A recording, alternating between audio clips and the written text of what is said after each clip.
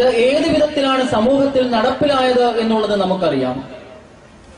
ഒരു മതത്തിലായിരിക്കുമ്പോൾ തന്നെ മതേതരനാകുവാൻ കഴിയണം എന്ന സന്ദേശം, മതങ്ങളല്ല പ്രശ്നം, വർഗീയതയാണ് പ്രശ്നമെന്ന് കഴിഞ്ഞ കാലത്ത് നമ്മെ ഓർമ്മപ്പെടുത്തിയ സഖാവ് പിണറായി വിജയന്റെ വാക്കുകളിൽ അടങ്ങിയിട്ടുണ്ട്.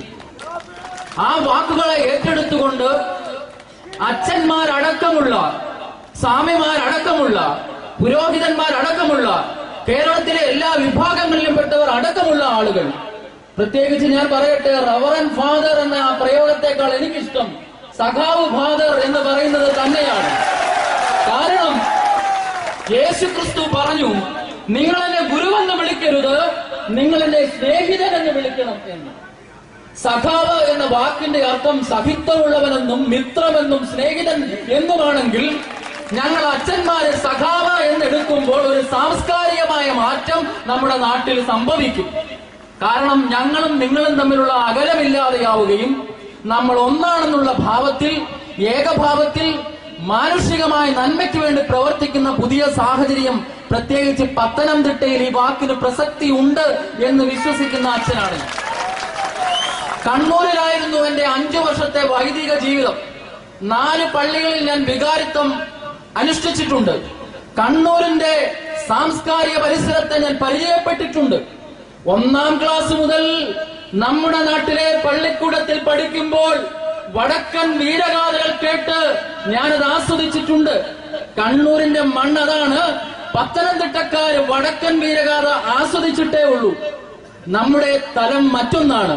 ഓരോ ദേശത്തിനും പ്രാദേശികമായി പ്രത്യേകമായ പ്രത്യേകതകൾ ഉണ്ടല്ലോ. ക്രിസ്തു പറയുന്നുണ്ട്, ഈ പാറമേലാണ് ഞാൻ എന്റെ സഭയെ പണിയുന്നത് എന്ന്. നമ്മുടെ ആദരണീയനായ നേതാവിന്റെ ജന്മസ്ഥലമായ പിണറായിയിലെ പാറപ്പുറത്താണല്ലോ ഈ നാട്ടിലെ അടിസ്ഥാന വർഗത്തിന് വേണ്ടിയുള്ള ആദ്യത്തെ യോഗം നടന്നത് എന്ന് നമ്മൾ ഓർക്കുമ്പോൾ, ആ പാറപ്പുറവും ഈ പാറപ്പുറവും എന്ന് പല പാറപ്പുറങ്ങളൊന്നും ലോകത്തില്ല. ഉറപ്പ് എന്നാണ് അതിന്റെ അർത്ഥം. പിണർ എന്ന് പറഞ്ഞാൽ മിന്നൽ കൊടി, പ്രകാശത്തെ സൂചിപ്പിക്കുന്നതാണ്. ഞാൻ ഇന്നലെ നിഘണ്ടു എടുത്ത് നോക്കി, ഇതിന് മറ്റൊരു അർത്ഥമുണ്ടോ? ഉണ്ട്. പിണർ എന്ന വാക്കിന്റെ അർത്ഥം ഉറപ്പുള്ളത് എന്നാണ്. എന്ന് പറഞ്ഞാൽ കഴിഞ്ഞകാല കേരളത്തിന്റെ ചരിത്രത്തിൽ കഴിഞ്ഞകാല ദിനങ്ങളിൽ നാം കണ്ടുകൊണ്ടിരിക്കുന്ന ഒരൊറ്റ നേതാവിനെ മാത്രം ലക്ഷ്യമിട്ടുകൊണ്ട് പല ആളുകൾ പറഞ്ഞ് തച്ച് തകർക്കാനുള്ള ശ്രമം, ഒരു നേതാവിനെ, അതും കരുത്തനായ നേതാവിനെ, കേരളം കണ്ട ഏറ്റവും ഉറപ്പുള്ള നേതാവിനെ തകർക്കുവാനുള്ള, ആ പാറയെ പൊടിച്ചു കളയാനുള്ള ശ്രമം ഏതു ഭാഗങ്ങളിൽ നിന്ന് വന്നു എന്ന്. ആ ശ്രമം എന്തുകൊണ്ടാണ്? അവർ സമരം ചെയ്യുവാൻ ശക്തിയില്ലാത്തവരായതുകൊണ്ടാണ്. സമരം എങ്ങനെയാണ് ആരംഭിച്ചത്? വയലാറിൽ നിന്നാണ്. വയലാർ എന്ന കവി, കമ്മ്യൂണിസ്റ്റ് കവിത്രയത്തിലെ ഏറ്റവും പ്രധാനിയായിട്ടുള്ള കവി പറഞ്ഞില്ലേ, മരക്കുരിശിന്റെ വിരിഞ്ഞ മാറിൽ മനുഷ്യപുത്രനെ തറച്ച് ഏൽപ്പിച്ചപ്പോൾ ഉയർന്നതില്ല പരിഭവങ്ങൾ പരിദേവനങ്ങൾ എന്ന് അദ്ദേഹം പാടിയതും മഷിയാചരിത്രത്തിന് വേണ്ടിയല്ല, വിഷവൃക്ഷം എന്ന നാടകത്തിന് വേണ്ടിയാണ് വയലാർ ആ ഗാനം എഴുതിയത്. ആ ക്രിസ്തു പാവപ്പെട്ടവന്റെ പക്ഷത്ത് നിന്നതാണെങ്കിൽ, ആ ക്രിസ്തു ദരിദ്രന്റെ പക്ഷത്ത് നിന്നതാണെങ്കിൽ, മാർക്സിസ്റ്റ് സഹയാത്രികനായിരുന്ന ബിഷപ്പ് പൗലോസ് പറഞ്ഞതുപോലെ നാളുകളിൽ കേരളം സാക്ഷിയാകാൻ പോകുന്നത് രാഷ്ട്രീയപരമായ ഒരു ആത്മീയവൽക്കരണത്തിന് വേണ്ടിയാണ് എന്ന് നിശബ്ദനായിരിക്കുവാൻ നിങ്ങൾക്ക് സാധ്യമല്ല എന്ന പുസ്തകത്തിലൂടെ അദ്ദേഹം ഓർപ്പിക്കുകയുണ്ടായി. ഞാൻ ഉൾപ്പെടുന്ന ഓർത്തഡോക്സ് സഭയിലെ പരിശുദ്ധ കാതോലിക്ക ബാവയോട് ഒരാൾ ഇന്റർവ്യൂ നടത്തിയപ്പോൾ പറയുകയാണ്, സഭയ്ക്ക് രാഷ്ട്രീയത്തിൽ ഇടപെടുന്നതിന് ഒരു പ്രശ്നമില്ലെന്നേ, ഇഷ്ടം പോലെ മനുഷ്യന്റെ താല്പര്യം അനുസരിച്ച് അവർ ഇടപെട്ടോട്ടെന്നെ, അതാണ് എന്റെ ഇഷ്ടമനുസരിച്ച് ആ സഭയിലെ അച്ഛനായ ഞാൻ ഇടതുപക്ഷത്ത് നിൽക്കുന്നത് എന്ന് പറയുന്നതിന് എനിക്ക് യാതൊരു കുറവുമില്ല. അന്ന് വടക്കൊരച്ഛനുണ്ടായിരുന്നു, വടക്കനച്ഛൻ ജോസഫ് അച്ഛൻ.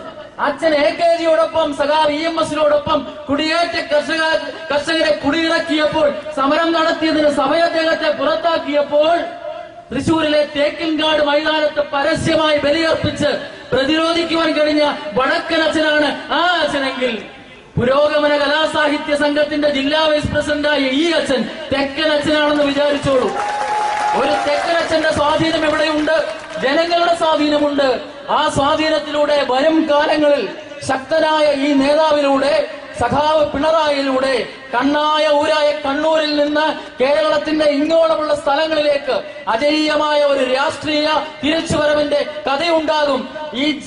ഈ നാട്ടിലെ സാമാന്യ ജനങ്ങളുടെ അടിസ്ഥാനപരമായ ആവശ്യങ്ങൾക്ക് ഒപ്പം നിൽക്കാൻ കഴിയുന്ന അധികാര കേന്ദ്രങ്ങളിൽ എത്തിക്കഴിയുമ്പോൾ ജനസമൂഹത്തെ വിസ്മരിക്കുന്ന ആ കാലഘട്ടത്തിൽ ഒരു അറുതി ഉണ്ടാകും. കേരള രക്ഷാ മാർച്ച് എന്ന തലക്കെട്ടിലേക്ക് എത്ര സ്വീകാര്യമാണ്. കാരണം രക്ഷകൻ എന്ന് പറയുമ്പോൾ ക്രിസ്തുവിനെയാണ് നമ്മൾ ഓർക്കുന്നത്. രക്ഷ എന്ന വാക്ക് സോറ്റീരിയ എന്ന് പറയുന്ന ഗ്രീക്ക് പദത്തിൽ നിന്ന് ആണ് വന്നിരിക്കുന്നത്. അങ്ങ് ദൂരെ പല പല സംസ്കാരങ്ങളിൽ നിന്ന് വന്ന ആ രക്ഷ എന്ന വാക്കിന് ഒരർത്ഥമുള്ളത് ഭൗതികമായ, ആത്മീയമായ, സാമൂഹികമായ ഉയർച്ചയും ഉത്കർഷവും പിന്നെ അതിന്റെ തുടർക്കാലങ്ങളിലെ പരിപോഷണവും എന്നാണെങ്കിൽ സാമൂഹ്യ ജീവിതത്തിൽ അടിസ്ഥാനവർഗ ജനതയെ പരിപോഷിപ്പിക്കുവാൻ ശക്തനായ കരുത്തുള്ള ഒരു നേതാവിനെ മുന്നിൽ നിർത്തിക്കൊണ്ട് അദ്ദേഹത്തെ മാത്രം ഉന്നം വെച്ച് തകർക്കുവാൻ ശ്രമിക്കുന്ന വിരുദ്ധ ശക്തികളെ തച്ചുടച്ചുകൊണ്ട് ഇത്തരം ശക്തന്മാരായിട്ടുള്ള തകരാത്ത ഉറപ്പുള്ള കാരിരുമ്പിന്റെ കരുത്തുള്ള നേതാക്കന്മാർ നമുക്കുണ്ടെങ്കിൽ മതം മനുഷ്യനെ മയക്കുന്ന കറുപ്പാണെന്ന് പറഞ്ഞ മാർക്സിന്റെ സിദ്ധാന്തത്തെ വീണ്ടും എടുത്ത് ചിന്തിച്ചുകൊണ്ട് കാലാകാലങ്ങളായി വർഗീയമെന്ന വിഷം നമ്മുടെ ഇടയിലേക്ക് ന്യൂനപക്ഷ ഭൂരിപക്ഷ രീതിയിൽ കൊണ്ടുവന്ന് നമ്മളെ തകർക്കാൻ ശ്രമിച്ചിട്ടുള്ള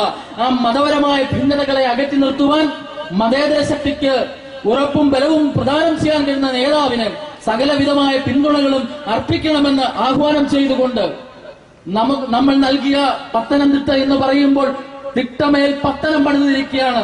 തിട്ടമേൽ പത്തനമുള്ളത് കൊണ്ടാണല്ലോ പത്തനംതിട്ട.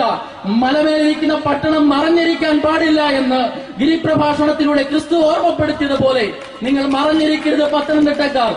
ഉണർന്നു വന്നുകൊണ്ട്, ഉജ്ജ്വലരായി വന്നുകൊണ്ട്, അറിയേണ്ട കാര്യങ്ങൾ അറിയേണ്ടതുപോലെ അറിഞ്ഞുകൊണ്ട് ഈ ഭാവി കാലത്തിനു വേണ്ടി, തുടർക്കാലത്തിനു വേണ്ടി, കേരളത്തിന്റെ സമസ്ത രംഗങ്ങളിലുള്ള പുരോഗതിക്ക് വേണ്ടി നമ്മുടെ നേതാവിന് സകലവിധമായ പിന്തുണകളും അർപ്പിക്കണമെന്ന് വീണ്ടും ആഹ്വാനം ചെയ്തുകൊണ്ട് അദ്ദേഹത്തെ ആദരവോടെ ഈ സ്വീകരണങ്ങൾക്ക് മറുപടി നൽകുന്നതിന്, നന്ദി പ്രകാശിപ്പിക്കുന്നതിന് ക്ഷണിക്കുന്നു.